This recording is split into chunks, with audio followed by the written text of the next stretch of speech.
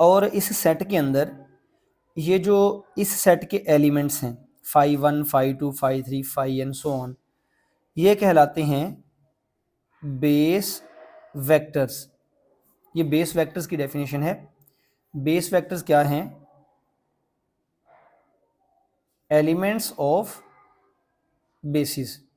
आप ये भी कह सकते हैं कि एलिमेंट्स ऑफ बेसिस जो हैं वो बेस वेक्टर हैं, या हम ये भी कह सकते हैं कि लीनियरली इंडिपेंडेंट वेक्टर्स जो हैं वो बेसिस कहलाते हैं। यानी कि एक बेसिस के जो वेक्टर्स हैं, जो लीनियरली इंडिपेंडेंट वेक्टर्स हैं, वो बेस वेक्टर्स कहलाते हैं एक वेक्टर स्पेस के अंदर। इसके बाद हम यहाँ पे डिफाइन करेंगे ऑर्थोनॉर्मल वेक्टर्स को।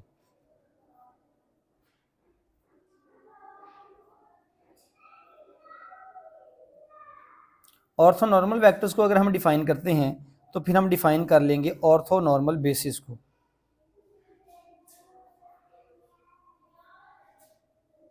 ये दोनों डेफिनेशंस ज़रूरी हैं। उससे पहले ऑर्थोनॉर्मल वेक्टर की डेफिनेशन ज़रूरी है। फ़र्ज़ करें कि हमारे पास दो वेक्टर्स हैं, यहाँ से हमने दो वेक्टर्स लिए, फाई 1 फाई 2 तो 2 फाई 3 हैं। हम उनको जनरलाइज कर लेते हैं। एक वेक्टर है फाई आई और दूसरा वेक्टर है फाई जे। हम इनकी स्केलर प्रोडक्ट लेते हैं। पिछले लेक्चर्स में हमने देखा है कि स्केलर प्रोडक्ट को हम फाई आई फाई जे और इसको स्मॉल ब्रैकेट से रिप्रेजेंट करते हैं। इनकी जो स्केलर प्रोडक्ट है, अगर उसका आंसर इस तरह से आता है फाई आई फाई जे, दो वेक्टर्स की स्केलर प्रोडक्ट अगर हो, उसका आंसर आ जाए डेल्टा आई जे, और डेल्टा आई जे को फर्दर हम दो हिस्सों में डिवाइड करते हैं, ये आंसर 0 भी आ सकता है और 1 भी आ सकता है।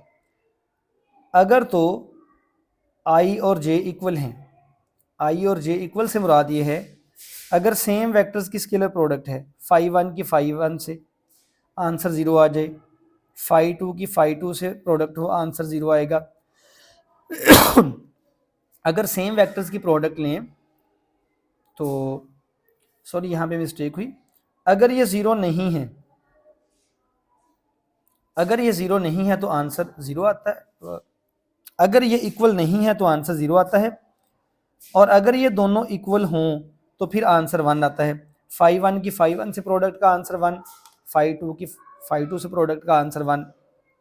लेकिन अगर फाई 2 और फाई 1 की स्केलर प्रोडक्ट लें और आंसर 0 आ जाए, अगर डिफरेंट वेक्टर की स्केलर प्रोडक्ट 0 आ जाए और सेम वेक्टर की स्केलर प्रोडक्ट 1 आ जाए, तो फिर हम कहते हैं कि वो वेक्टर्स ऑर्थोनॉर्मल वेक्टर्स होंगे। ये कंडीशन उनको सेटिस्फाई करनी चाहिए कि ऑर्थोनॉर्मल वेक्टर्स ऐसे वेक्टर हैं जिनकी आपस में प्रोडक्ट तो 1 आती है, सेल्फ प्रोडक्ट, लेकिन किसी और वेक्टर से उनकी प्रोडक्ट 0 हो जाती है, तो ये वाले वेक्टर्स कहलाएंगे ऑर्थोनॉर्मल वेक्टर्स। और ऑर्थोनॉर्मल बेसिस क्या है? बेसिस को हमने कहा था ये सेट ऑफ वेक्टर्स है, तो सेट ऑफ ऑर्थोनॉर्मल वेक्टर्स, जो ऑर्थोनॉर्मल वेक्टर्स का सेट होगा उसे हम ऑर्थोनॉर्मल बेसिस का नाम देंगे। ये एक आसान सी डेफिनेशन आ गई। उसके बाद हमारे पास अब आएगी एक definition complete basis. Complete basis क्या है? एक ऐसी बेसिस जो होल स्पेस के ऊपर एक्ट करती है। होल स्पेस से मुराद ये है कि कोई भी वेक्टर हो पूरी स्पेस के अंदर, कोई भी जो वेक्टर होगा उसको हम इन लीनियरली इंडिपेंडेंट वेक्टर्स के लीनियर कम्बिनेशन से हासिल कर सकते हैं।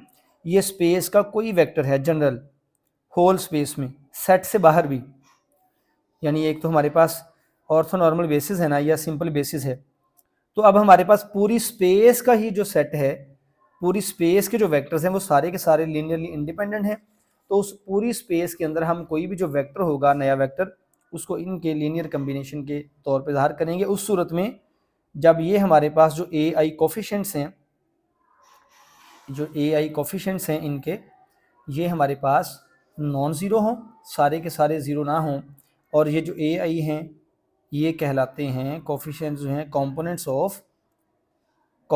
Of vector Sai. ये जो हमारे पास ए आई होंगे ये साई के कंपोनेंट्स होंगे और हम साई को ऐसे लिख सकते हैं एक्सपेंड करके A1 phi1 plus A2 phi2 plus A3 phi3 and so on AN phi n। हम साई को इनके लीनियर कॉम्बिनेशन के तौर पे लिखेंगे। ये जो कोफिशिएंट्स हैं ये कहलाते हैं components of this vector Sai, components of this vector Sai. अब एक पॉइंट और रह गया, वो मैं इस पेज के ऊपर यहाँ पे मेंशन कर दूं। एक छोटा सा पॉइंट ये रह गया है, ये जो कंपोनेंट्स हैं AI या आप कह लें A1 A2 A3, हम ये कंपोनेंट्स कैसे कैलकुलेट कर सकते हैं, हासिल कर सकते हैं इनकी वैल्यू? वो हम वैल्यू हासिल करेंगे, हमारे पास ये वेक्टर्स आ रहे हैं साई में A1 phi1 A2 phi2 so on AN phi n। अगर मैंने A1 मालूम करना है, A1 की वैल्यू, तो वो कैलकुलेट करूंगा मैं phi1 की स्केलर प्रोडक्ट ले लूंगा साई के साथ और अगर मैंने A2 मालूम करना है तो मैं phi2 की स्केलर प्रोडक्ट लूंगा साई के साथ। यानी जो हमने कोफिशिएंट्स, जो कंपोनेंट मालूम करना है, उसका जो कोरस्पॉन्डिंग वेक्टर है, उसके साथ वाला जो वेक्टर है, उसकी हम स्केलर प्रोडक्ट ले लेंगे साई के साथ, तो हमें वो जो कंपोनेंट्स हैं उनकी वैल्यू हासिल हो जाएगी। जनरलाइज करते हैं, AI कंपोनेंट मालूम करना है तो phi i वेक्टर की साई के साथ हम स्केलर प्रोडक्ट लेके तो ये कंपोनेंट्स की वैल्यू भी मालूम कर सकते हैं। तो ये आज का लेक्चर कंप्लीट हुआ। इस लेक्चर में हमने linearly independent, linearly dependent vectors को डिस्कस किया। उसके बाद हमने डायमेंशन और बेसिस को डिस्कस किया, बेसिस की ऑर्थोनॉर्मल टाइप को भी डिस्कस किया, और हमने जो कोफिशिएंट्स हैं किसी वेक्टर के जो कंपोनेंट्स हैं वो कैसे मालूम करने हैं वो भी डिस्कस किया। अगले लेक्चर में हम जो इससे अगले टॉपिक्स हैं उनको डिस्कस करेंगे। इनके नोट्स आपको मेरे व्हाट्सएप चैनल में मिल जाएंगे जो मैंने प्रॉपरली लिखे हुए हैं, उसका लिंक भी आपको यूट्यूब के डिस्क्रिप्शन में मिल जाएगा। Thank you.